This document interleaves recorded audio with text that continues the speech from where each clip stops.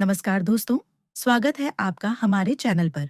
आज हम आपके लिए लेकर आए हैं एक बेहद खूबसूरत और भावुक कहानी जिसे लिखा है मशहूर लेखक ओ हेनरी ने। इस कहानी का नाम है क्रिसमस के लिए एक उपहार, अ गिफ्ट फॉर क्रिसमस। ये कहानी हमें सिखाती है कि सच्चा प्यार महंगे तोहफों में नहीं, बल्कि त्याग और एक दूसरे की खुशी में छुपा होता है।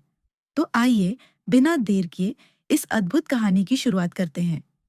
एक छोटे से अपार्टमेंट में रहते थे जिम और डेला डीलिंगम, एक साधारण लेकिन बेहद प्यार करने वाला युवा दंपति। उनके पास दो ही कीमती चीजें थीं। जिम की सोने की पॉकेट घड़ी जो उसके दादा से उसे विरासत में मिली थी, और डेला के घुटनों तक आने वाले लंबे सुंदर बाल। क्रिसमस की पूर्व संध्या थी। डेला जिम को एक खास तोहफा देना चाहती थी, लेकिन उसके पास सिर्फ 1.87 डॉलर थे। वह सोच में डूब जाती है। तभी अचानक उसके मन में एक विचार आता है। वह अपने लंबे बालों को $20 में बेच देती है और उससे $21 की एक सुंदर प्लैटिनम चेन खरीद लेती है, जो जिम की घड़ी के लिए बिल्कुल परफेक्ट थी। डेला बहुत खुश थी क्योंकि उसे लगता था कि यह उपहार जिम की घड़ी की शोभा और बढ़ा देगा। शाम को जिम घर आता है। वह जैसे ही डेला को देखता है, चौंक जाता है। डेला घबराकर बताती है कि उसने जिम का तोहफा खरीदने के लिए अपने बाल बेच दिए हैं, लेकिन जिम उसे एक पैकेट थमाता है। जब डेला पैकेट खोलती है तो उसकी आंखों में आंसू आ जाते हैं।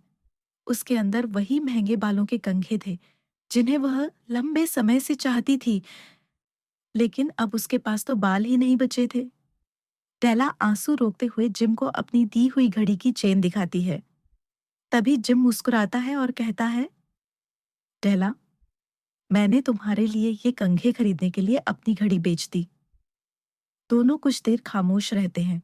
उनके उपहार बेकार हो चुके थे, लेकिन उनके दिलों में प्यार पहले से कहीं गहरा हो चुका था। लेखक कहानी का अंत इस खूबसूरत संदेश के साथ करते हैं कि असली उपहार वही हैं जिनमें प्रेम और त्याग हो।